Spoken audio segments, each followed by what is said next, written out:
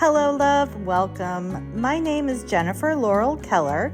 I'm an artist and instructor, and this is the Wild at Art Show. Hello, love. I wanted to talk about toning your substrate today. I just toned this watercolor paper. Toning your substrate, a substrate is whether you use paper, canvas, or panel, or whatever else you are painting on. And so I have this Canson XL watercolor paper. It is 11 by 15 inches. It's a 140-pound paper. And the XL is a nice student grade paper for the price, but it also works really well for professional pieces.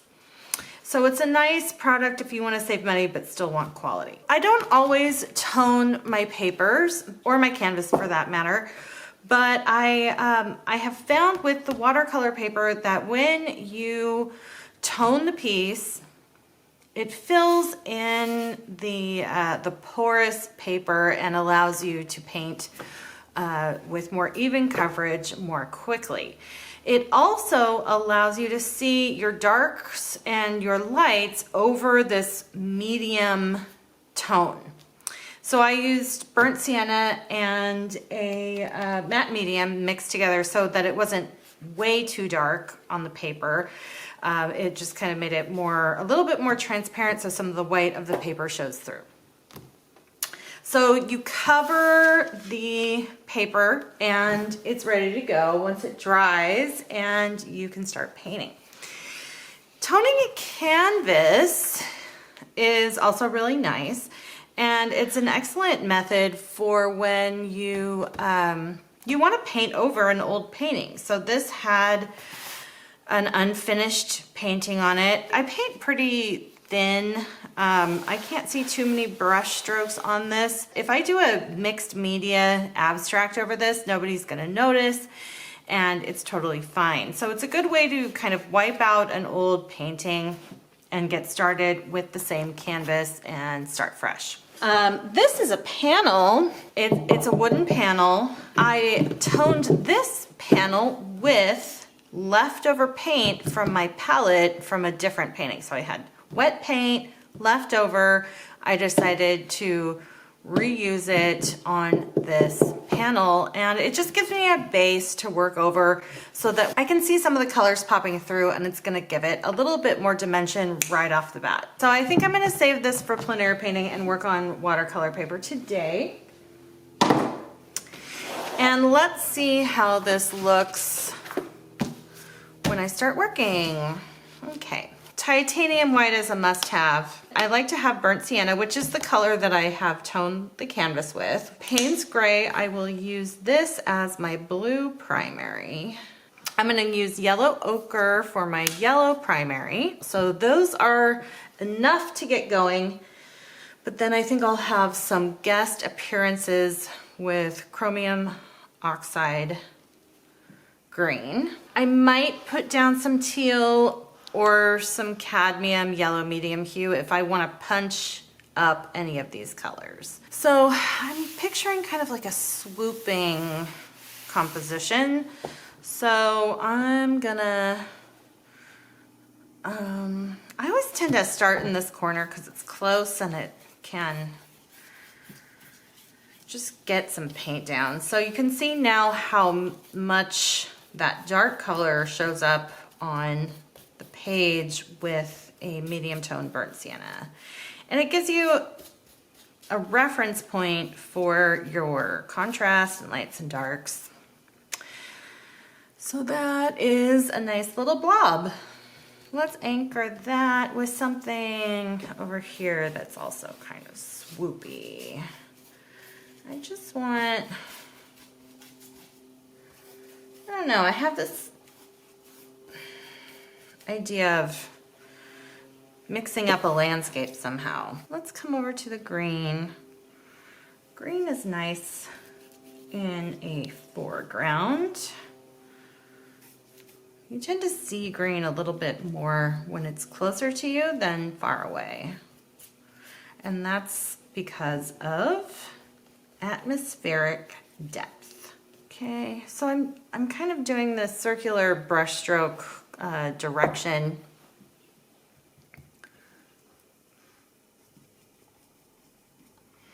But I'm not really sure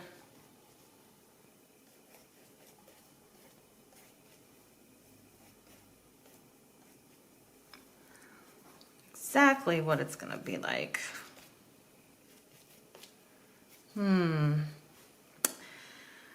I had a great weekend. I visited people who I haven't seen in a long time. My friend called me up and said, will you help me with hanging up some art, because she just moved. And she lives in Sacramento, which if you haven't been following along with me, I moved from Sacramento, California to Petaluma about 6 months ago. I can't believe it's been 6 months already. Seems like yesterday. But so much has also happened, so. This is kind of a new composition for me. But I'm liking it. Ooh, I do like that. So anyway, I went to stay with her, and we just had kind of like a tour. We visited some friends, ate some food, went thrift store shopping,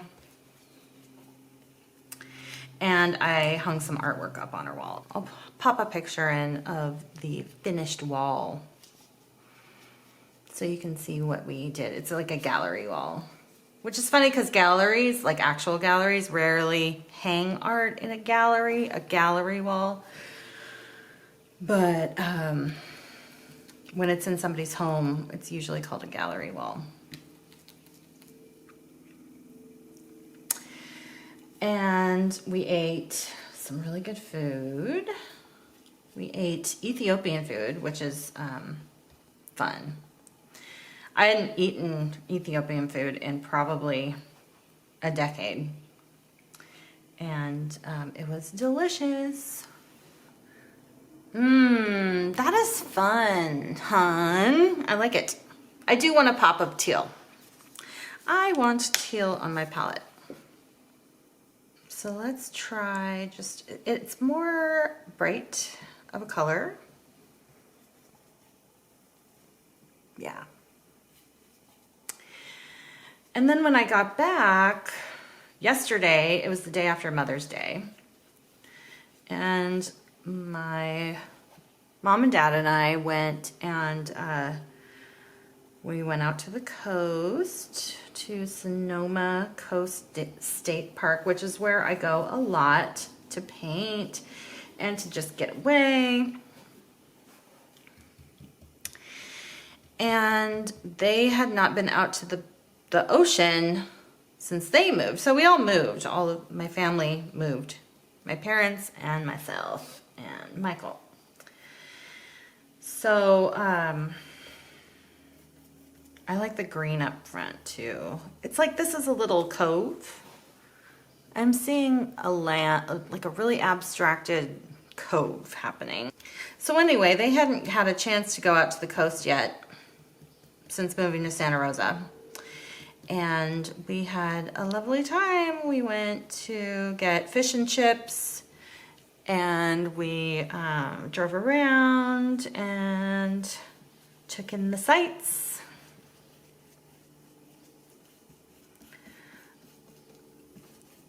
So you can see when the toned paper shows through, it adds a little pop. And I don't want to cover all of it up. I want it to peek through because it illuminates all of this area that I haven't painted yet. So I think I'm gonna go with that. I think I'm gonna go with the composition I have happening now.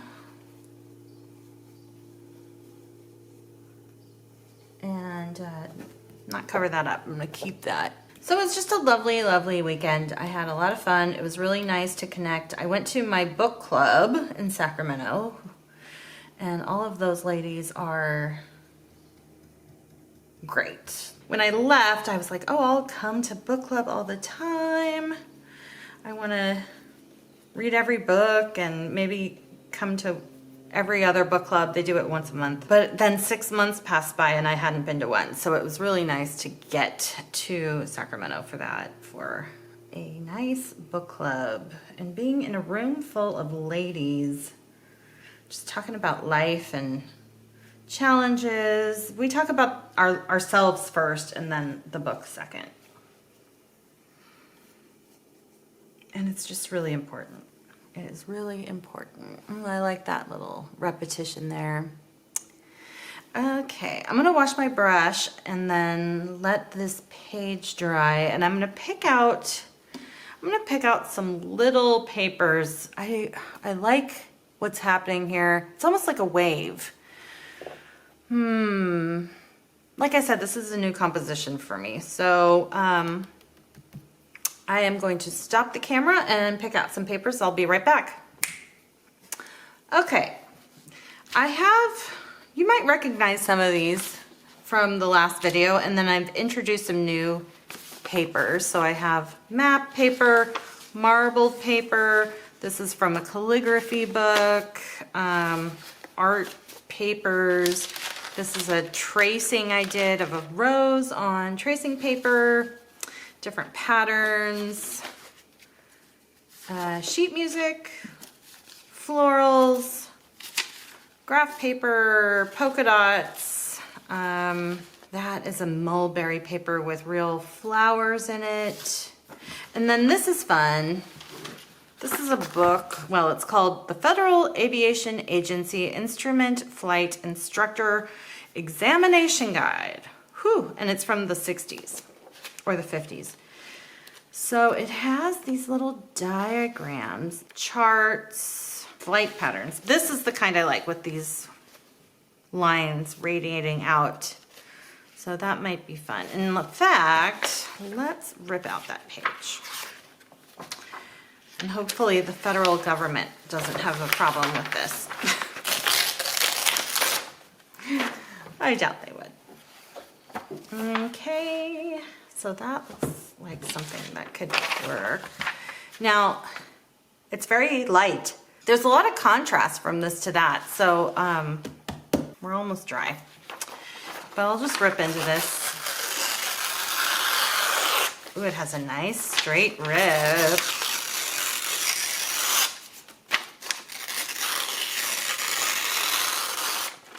Who needs scissors?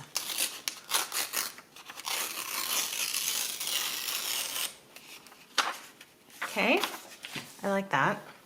So I don't know if you watched my last video, but something really weird happened. I was telling a story about why I went to Humboldt State and how I had a boyfriend who was going there, and he and I broke up, but I still like love Humboldt, and I was like, the boyfriend didn't last, but you know, my family is now very rooted in Humboldt. And in the same video, I started getting texts from my friends, and I was like, oh, my friends are texting me. Like, as I'm filming, I said to the camera, my friends are texting me. Turns out my friends were texting me because he got engaged. And I never really talk about, I mean, I talk about him, but I don't like think about him that often. It was over 20 years ago that we dated. So it was just very coincidental that I started talking about him, and then people were texting me that he got engaged, and there was a picture of his engagement announcement that they were sending me. So congratulations, Billy, or Bill. He goes by Bill now. When we were younger, he went by Billy. If you're watching this, I doubt you are, but congratulations. I'm very glad to hear that you found love. I'm very happy for you. I don't know if I want to use that yet. But it's always strange when there's coincidences like that. So I just thought I'd tell you that because I was talking about it in a video. Weird. I love that this orchestra paper is by Lord Boomer and his orchestra. It's old and handwritten. I have probably 100 pages of orchestra music from this Lord Boomer. Let's put his name in it. Oh, but it's gonna mess with my swoosh. Can we do it? Can we do it? Oh no, Lord Boomer ripped. Lord Boomer. Okay. I think this little straight edge is gonna bug me.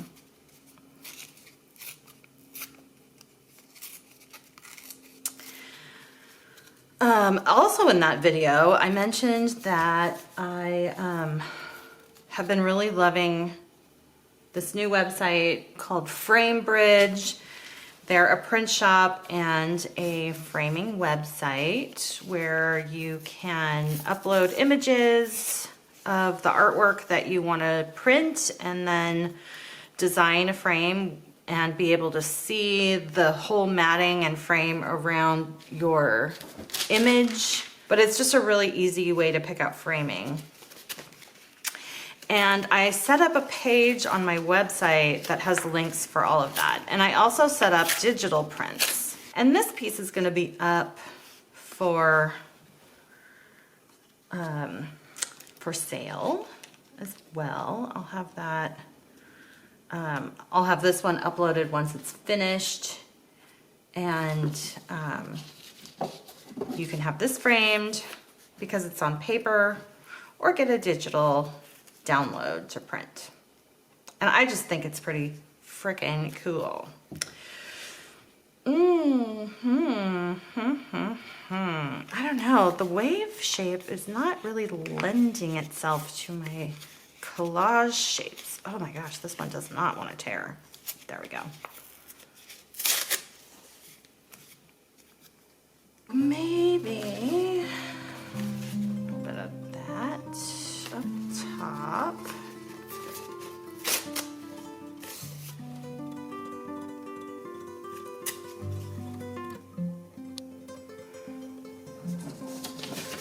Yeah, I think I really need to add some lighter paint after the collage.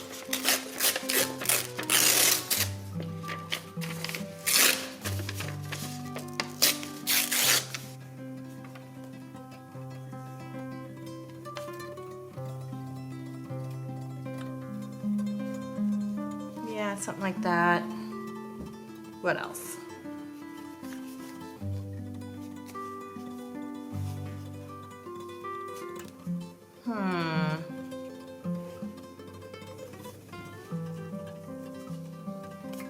Or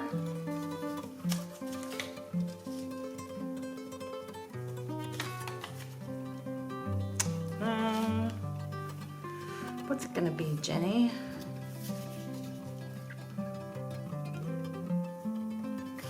Maybe that. It's pretty much what I had already, I think. Anything else? Maybe. No?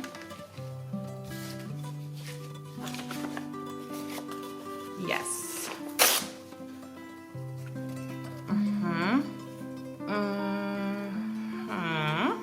Yeah. Ooh, I like that. Okay. Let's get these puppies down. Let's get down. I'm gonna clean this table up and I will be back. Okay, so I have my fluid medium and I'm gonna grab my grungy brush. Is this my grungy brush? Grungy brush. This is the grungy brush. And that is because I pretty much use it for this purpose only, to collage with, and it gets all gunky. Let's start on this side. So did I tell you that I joined a gallery? I'm not sure if I did. I'm at Riverfront Gallery, and it's in downtown Petaluma. It's right on the main drag on Petaluma Boulevard, which is the main street. It goes along the river, and there's lots of cute shops, and it's right next to an ice cream place. You can't have a downtown area, like an old town, without having ice cream. Ice cream shops are mandatory to any cute downtown district. Oh, that's gonna cover up so much of that. Okay. I'm gonna keep this burnt sienna showing. So I do a little work trade with them. I have my wall and a few pieces on display, and then I work behind the desk twice a month, which is quite easy, especially because I've worked in galleries before. It's really a meet and greet kind of role. You say hi to people when they come in and talk about art with them and help them if they want to buy something. And on the first day that I worked, I've only worked one shift so far. On the first shift, actually, I want to put this on top. I gotta remember that. I'm gonna put these down like that so I remember. Okay. On the first shift that I had, 3 pieces sold. One was an original of a teapot that was pouring out a wave, kind of like that old classic Japanese. You'll recognize it. I'll put a picture of it on the screen. But it was adapted to like be pouring out of a teapot. And the client, the customer wanted it for their kitchen, and they were visiting. They were in Petaluma for a wedding. They were going to a winery for a wedding, and they picked it up. The second piece to sell was the same piece, but in a print. And it was just a totally random thing. And I feel like whenever coincidences happen, you have got to pay attention. It's like the universe trying to tell you something. And I don't know what the real message is with that, except that maybe it's that prints and original artwork sell. People like both. And if you're looking for something affordable, God, this is like really gunky. If you're looking for something affordable, just keep in mind that the same piece, the original was like $500 and the print was $35. So that is a big reason to buy prints, is the price. But I personally don't really care for stocking prints. I don't like making them and having to stock them, and then they could get bent or damaged in my studio. Like, they really need to be framed. So when you get a print, you gotta frame it. And that's just like a good practice to protect it too. You know, you want it to look good. I always say that framing is, an old boss used to say this, framing is 75% protection and 25% ta-da. And that's always stuck with me. So, you know, I don't think I'm gonna be stocking actual prints in my studio that are for sale, but that's the great thing about FrameBridge, is that you can just, you know, like get a digital image and upload it to FrameBridge, and then they will print it and frame it for you. And then the third piece to sell was another one of the same artist's work. Isn't that crazy? And her work is good, but there's a lot of other really good work in the gallery. She was just having, that artist was hot that day. So, yeah, it's just nice to have prints when you don't want to put in the budget, the big budget for the original work. But original work is worth more as an investment. Oh, and that brings me to my next little announcement, which is I wrote an ebook. I wrote an ebook in like 2 weeks. It was starting out to be like a checklist. I wanted to do a free checklist, like kind of a newsletter sign up freebie for collectors, for art collectors. You know, what are the best, you know, top tips for collecting art, or a collector's checklist, something like that. And I just kept writing and writing, and it turned into an ebook. And so I have that ebook for free on my website. You can sign up and get it for free. It's a digital download, just like the prints. And it's all about how to select, protect, and invest in artwork. So how to pick artwork, what's the best artwork to purchase, how to tune into your collecting style, and then how to protect it, how to frame it, how to store it, where to hang it, different installation tips. And then in the third part, it's about how to treat your art collection as an investment. Because if you're going to collect art anyways, you might as well. I mean, there's no harm in treating all of your art like investments. Whether or not you end up with a valuable art collection or not, but if you do, if you have a valuable art collection, you want to treat it right, you want to store it correctly, you want to see the value go up. I give tips on how to enhance your collection, how to help the value of your collection grow, all of that kind of stuff. So that's on my website.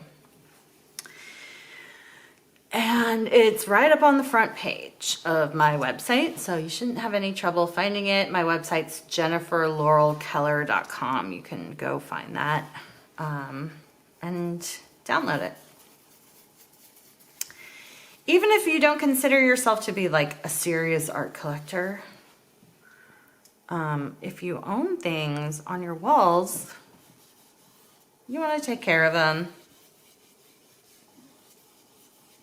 And it just helps you along your journey of having a beautiful home. I feel like your space is the fourth component of body, mind, and spirit. It should be body, mind, spirit, space. Because our space is an extension of our body, mind, and spirit. And you should treat it with respect and have fun with it. Have fun with your space. Why not? You know? Okay, I want to rip the straight edge off of this because it is too clean. We gotta rough this up. Okay. I love the little gold marble in that. I've used this one before. It's almost out. I should pick up more.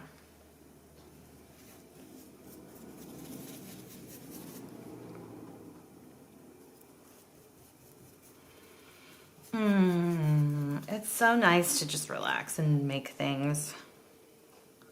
I have this whole big list of things to make, or no, things to do. Running errands, making calls, chores, taking care of other people, taking care of my cat, and, you know, our house and stuff. That's too straight. Let's break that up.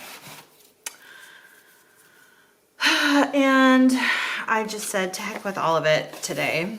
And I'm gonna paint because guess what? I'm an artist and I have to paint. And I put other things in front of my own practice for too long. Way too long. Is that good? Or should it be like this?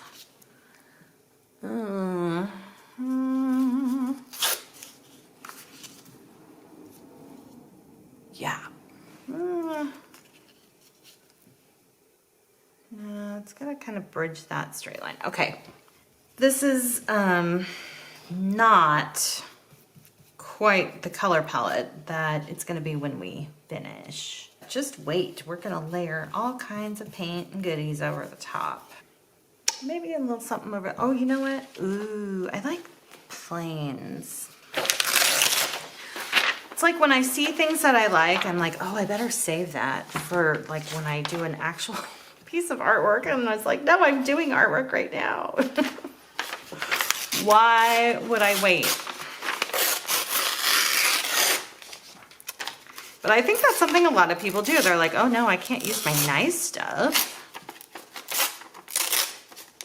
It's like treat yourself and treat every artwork like it's gonna be a masterpiece. It's part of the practice, you know? Oh yeah. Okay, so I'm gonna just do kind of an imprint of the edge. And then tear along that. Now I have to remember that this is a work on paper, it's not a canvas, and that it's gonna be framed. So for stuff like this, you don't want it too close to the edge or else the lip of the frame or the matting is gonna cover those details. So you need to bring it in at least a 1/4 inch. You know, if that little wing of this plane gets covered up, that's okay. You'll be able to see the planes. I don't want it too far in either, but don't jam the focal points of these little details too close to the edge or else they'll get lost in the framing. That goes for the signature too.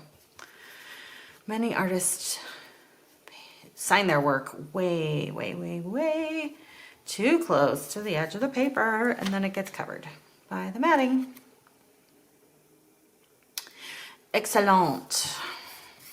And you can even see some of that grid coming through from the other side of the sheet from this manual. Okay. Yeah, I'll trim that little edge off. There's some down here that I'll trim too later. Okay, so that is looking good for now. I'm gonna let the medium dry and come back with more paint. I'm back. So how's everyone doing? How's everyone doing these days? What have you been working on? Here, I can just tear this off. Are you staying creative or are you just watching? Does this want to live in here? That's kind of nice. Oh, let's bring that in. Oh, I was kidding. I was just kidding. I'm going to do more collage. Ooh. And then maybe...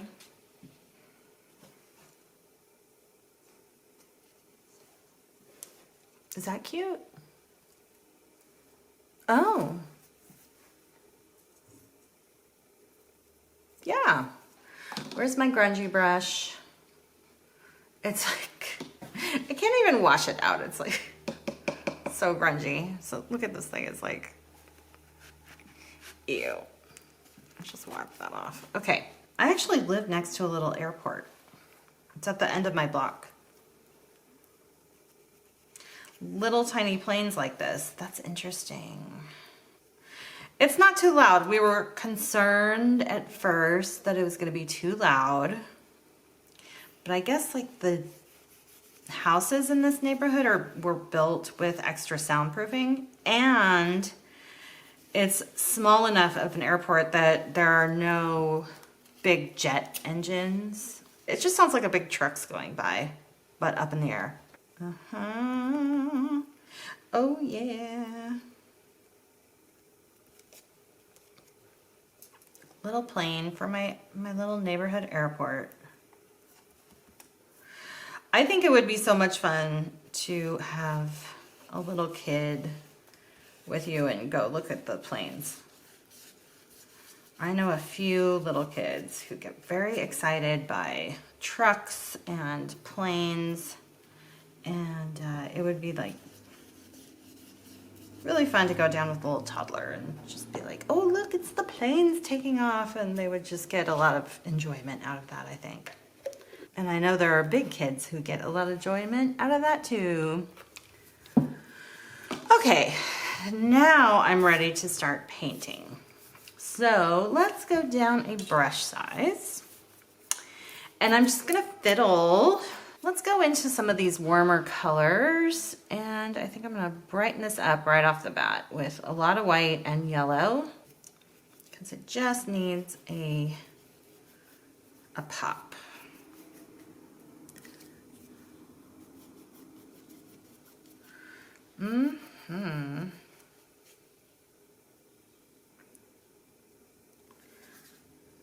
Yep. And take some of that yellow mixture and bring in some of that burnt sienna. And that really warms it up too.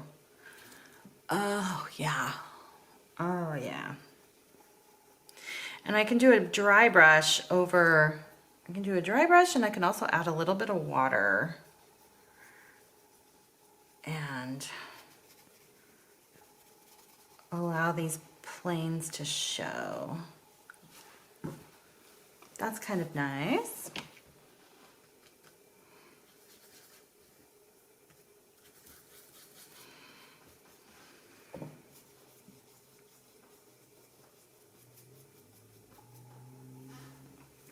It's cool. I don't really know what I'm doing a lot of the time,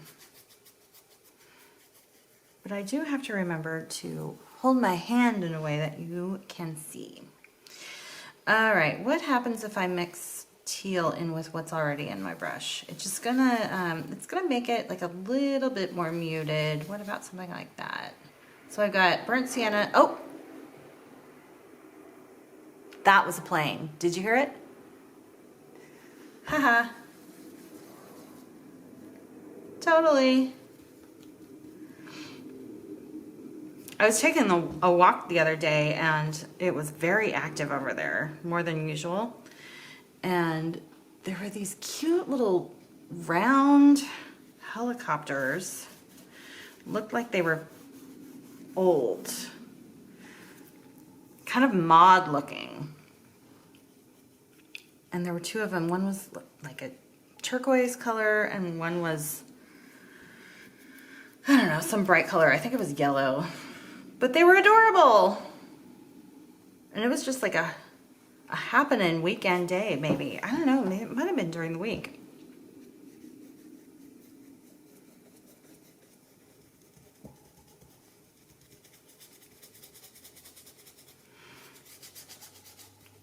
But I just remember thinking that it was unusually busy down there.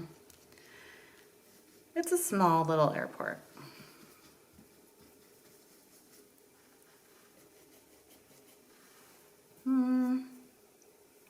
Let's add some water.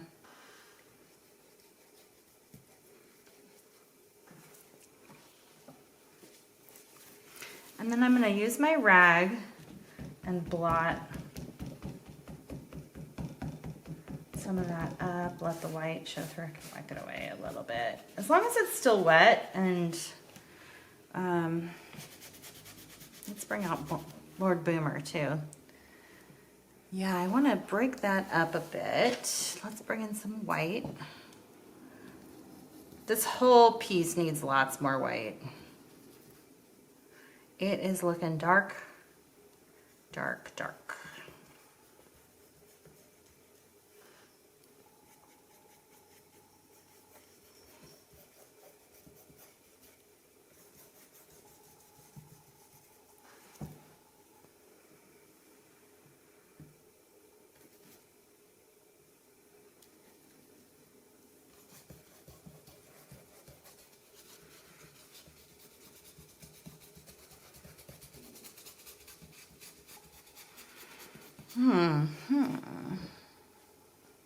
Maybe some drips. So I'm gonna put my rag down, bring this up over the top so that it doesn't drip and make a mess all over the table, even though I'm okay with a little mess on my table.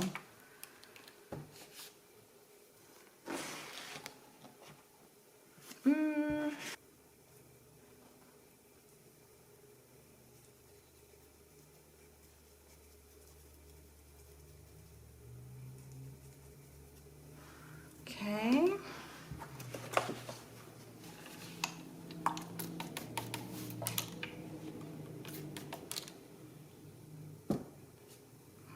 Doesn't want to run out in that area, so I just guide it with my finger a little bit. And then I can take my rag and come up over and blot out some of those big puddles towards the bottom. I think it's time to let this dry momentarily, so I'll catch up with you in a minute. Okay, I'm back. This is all dry. I set it out in the sun and it's perfectly dry. So I've had a nice break and I had a look at the art, and now I have a plan for my next move. So if you're ever like, oh, what do I do? It's nice to take a break and look at the piece from across the room, see what you want to do, soak it in, and what I want to do is add more burnt sienna.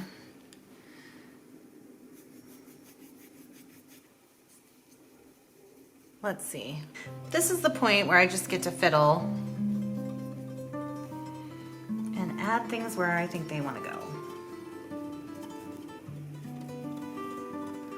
But it needed warmth, it needed some red tones, and even though burnt sienna is a brown, it's nice as a warm brown when you're not doing a red in your piece. You just want it to be kind of neutral. More light and more warmth. I'm gonna save my airplane, but I want to also add lightness, and this white, when you add titanium white, it makes your paint pretty opaque. So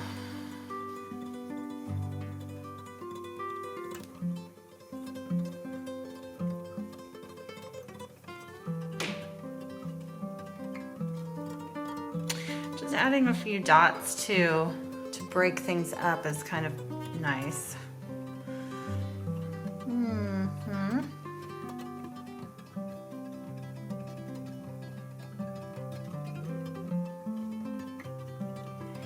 Just relaxing.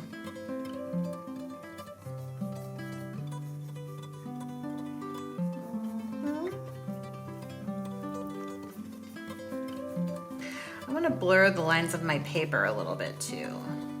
They're still feeling a little bit too patchworked in.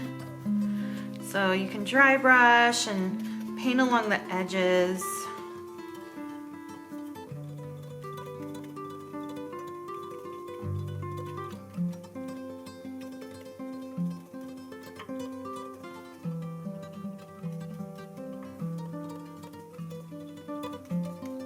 Yeah.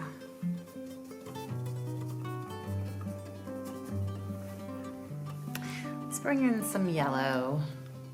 I think I'll go straight into the yellow, see how I like it. Yeah, that adds a nice bit of warmth. Not too light, but I can add white to it if I want to make it higher in value, or in other words, lighter. I like it. Yeah.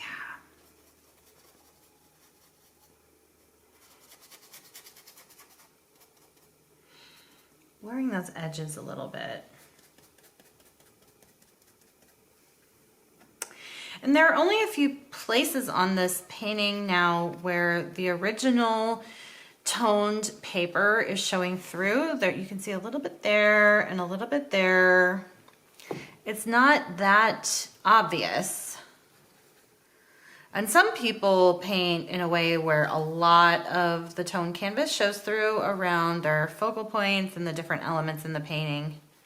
But I like to use it just kind of as a base. It'd be nice if a little bit more blue was going over the edge. I feel like it's a little bit contained. So maybe I'll do that in a little bit. That could also use something. What about some teal? Some teal and the rest of what was on my brush. I'm gonna smush my brush way into the palette and mix all of that in. Maybe a little bit more white. And that's a similar color, but I could play with it to break that up a little bit and incorporate it into this thing. I could do more of that up here too. Yeah.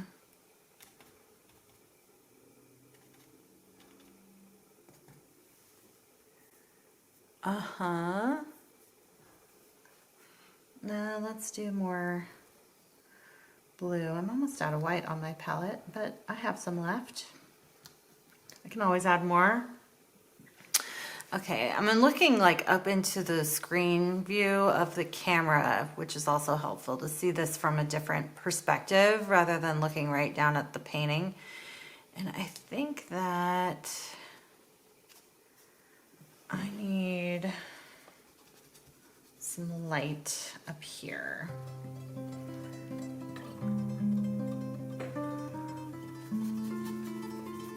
I think I need lots of white. And this is barely white, and I can feather it out.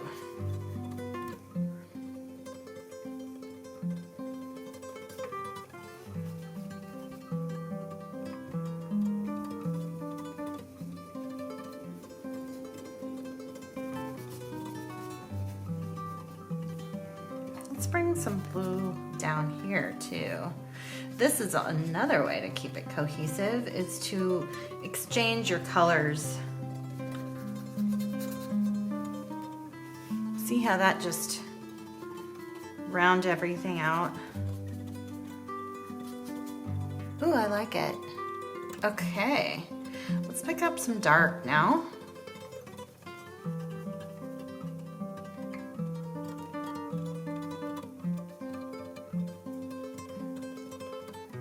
Oh, yeah. That's fun. Let's do that over here too.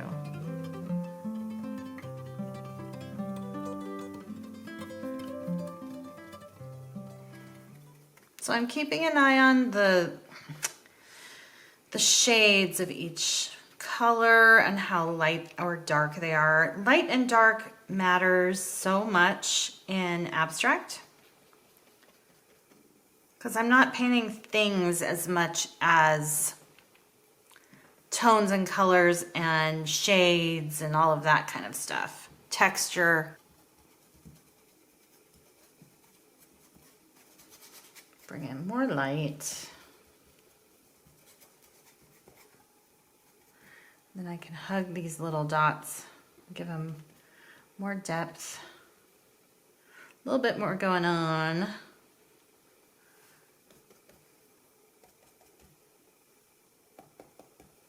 Oh, what are we seeing here? This is good. I like this. This is okay. This needs like a little something something. I think green. But again, I'm not washing my brush. I'm just letting the colors do their thing and gently guiding it along so that everything is harmonized.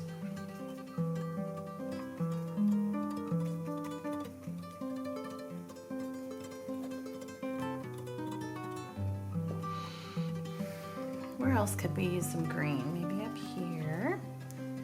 Maybe a little stronger green. Mixing a little brown into the green mutes it because there's so much red in and the brown, and red and green are opposites, so they mute each other down when you want more earth tones.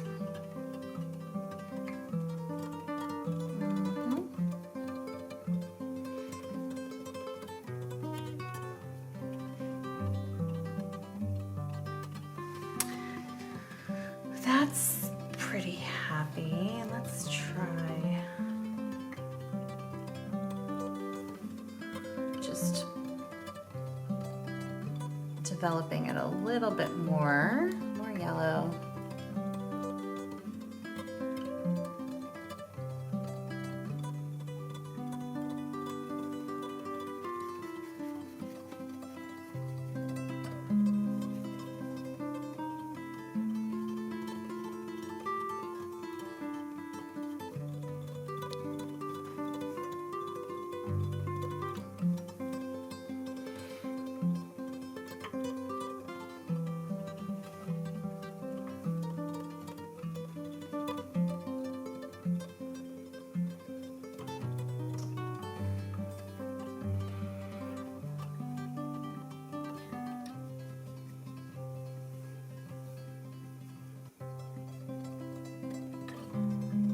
I'm gonna bring in a smaller brush and pick up some white. And there's a few little colors next to it on my palette, so if they get in there, that's fine.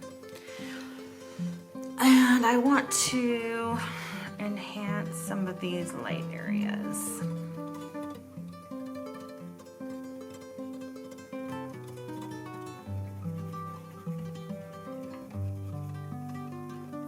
See how that just popped it? This container of white seems really fluid compared to some of the others. It's the same type of paint.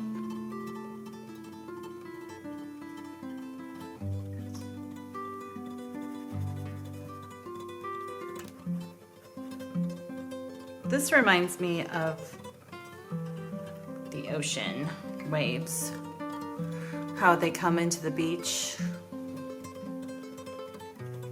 Maybe, let me think about this before I go through. Maybe like a little,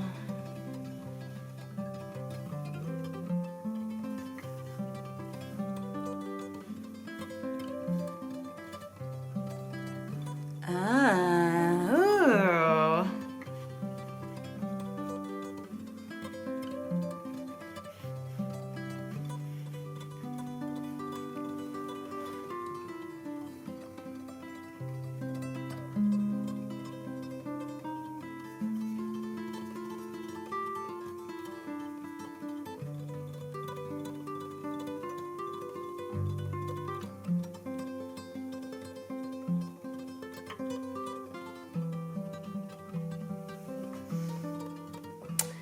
I don't want to go overboard, but I want to bring out some highlights.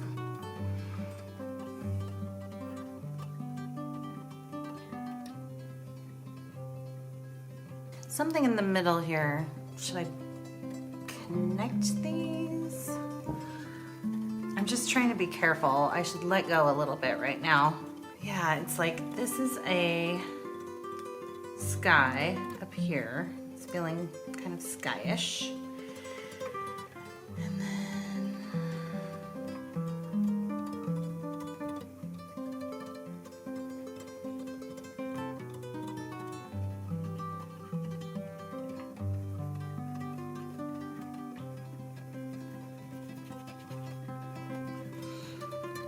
I may want to do a bigger brush.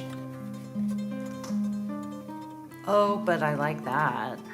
All right, motion, boom.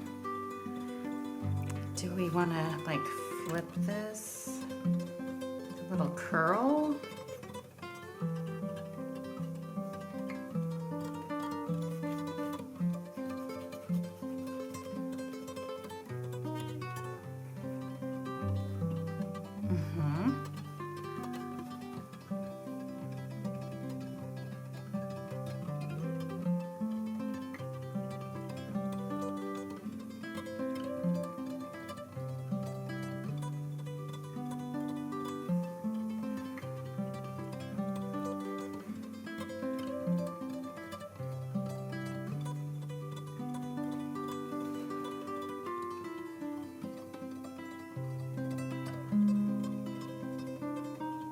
little dots in between those swoopies are fun too. Maybe one up here, maybe a big one.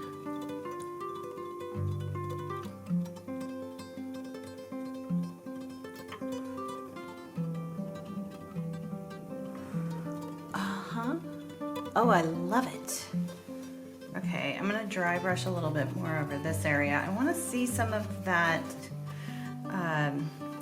those graphics under there. Yet, I want it to be lighter. Love it.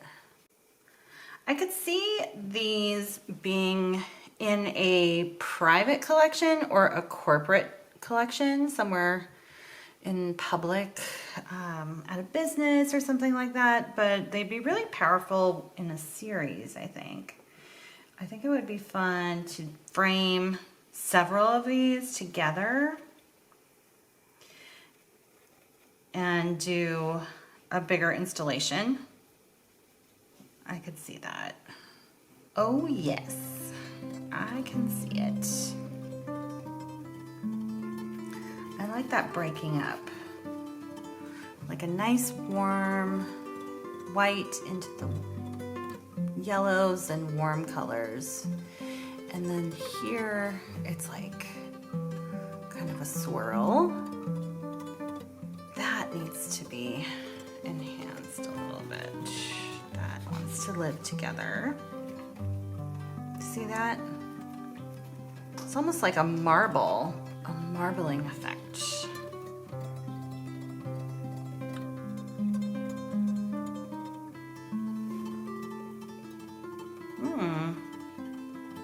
Yes, I think I like this very much.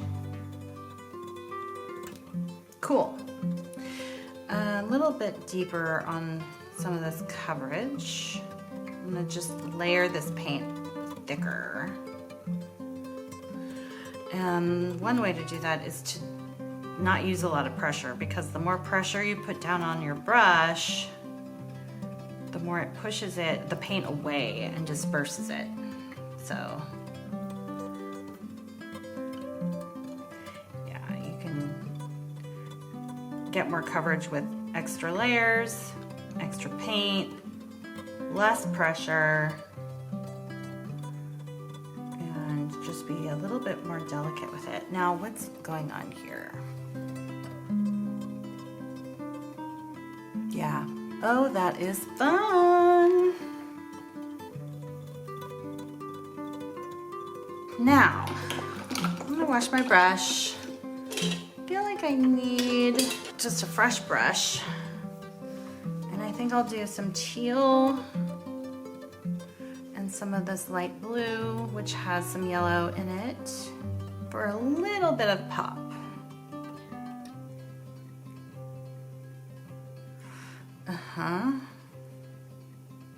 Just a little extra saturation. Actually, this area wants to be darker, but still have some of that teal color in it. Yeah.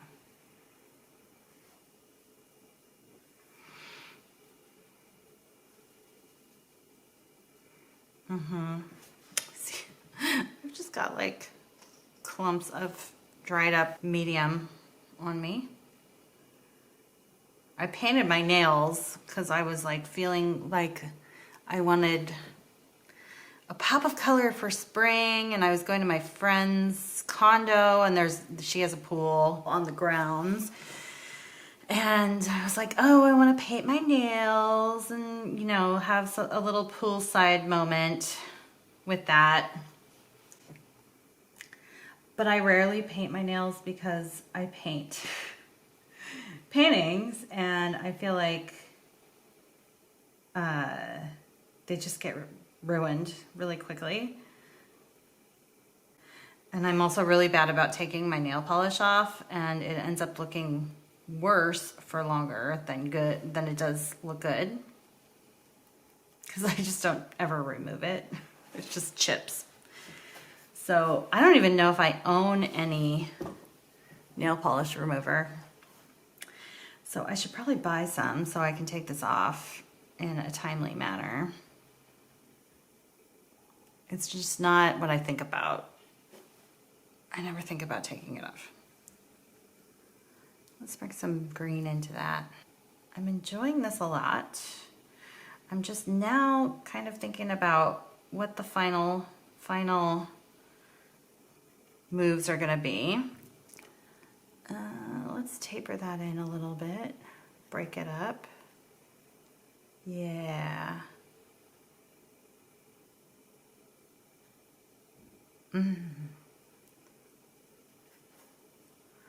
Yeah. Oh, I like it. This is still wet. And you can still see a lot of my details. I always feel like I want my pieces to be interesting when you're across the room, and then when you get in close, you can see these little precious nuggets of paper and different textures and things like that. Let's do some splashes.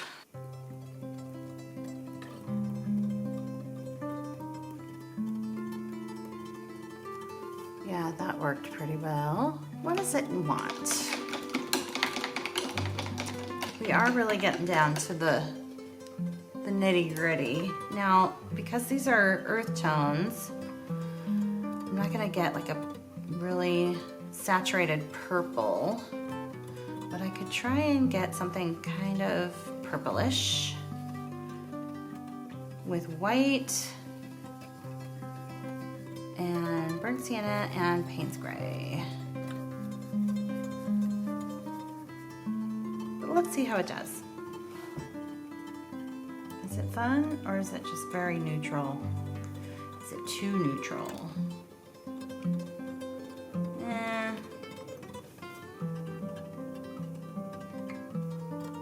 Maybe, okay. Maybe. It's okay. It's just okay.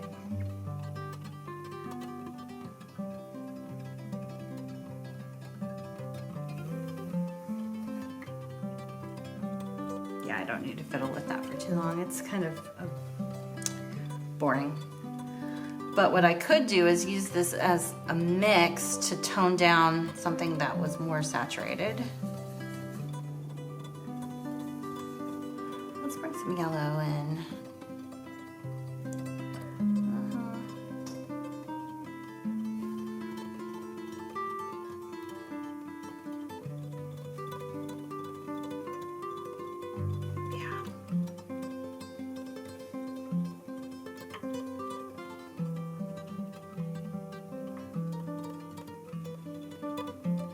Lovely.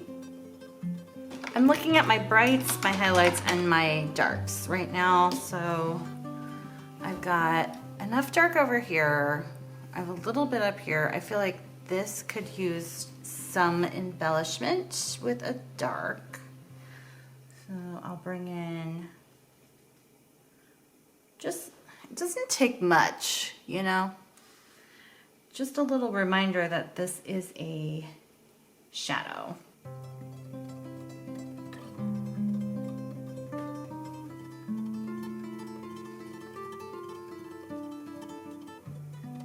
A little bit more teal. I'm almost done. I just want a little extra bright.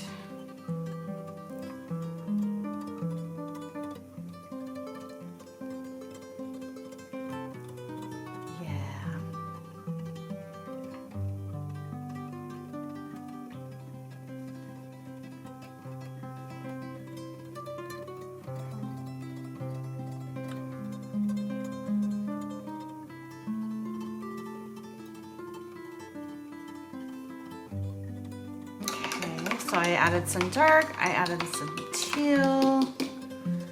Let's do a strong yellow. Oh yeah.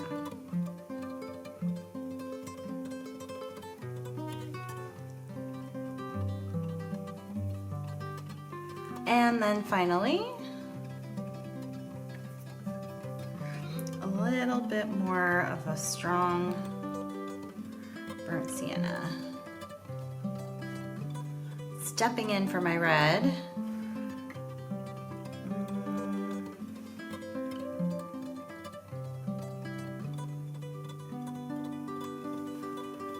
Did that do anything fun?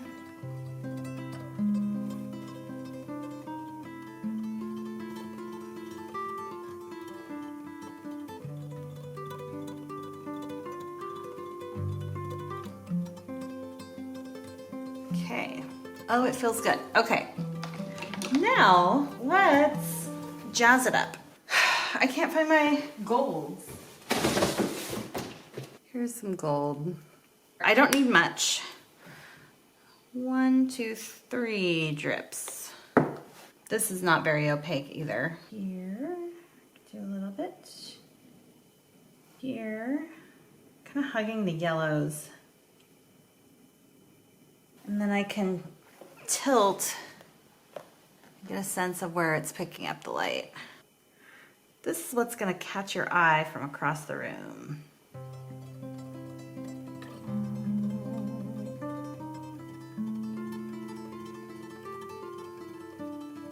More there.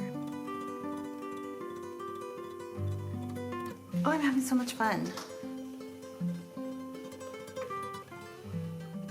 Maybe some pearl too. Okay, so I have iridescent pearl. You can't even really see it until you're at an angle.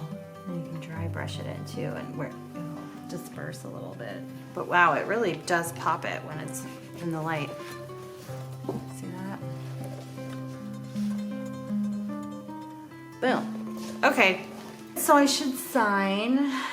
I'm doing better at remembering to sign when my paint is wet and not having to go back later.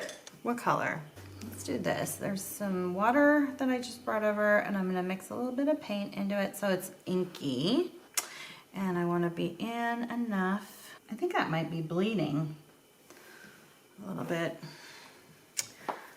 Oh no, it is totally bleeding. It was not dry as I thought it was. Okay, you can find this on my website if you would like the original. And I think I might do a digital print as well. So go over to Jennifer Laurel Color and check those out. Thank you so much. Have a gorgeous day.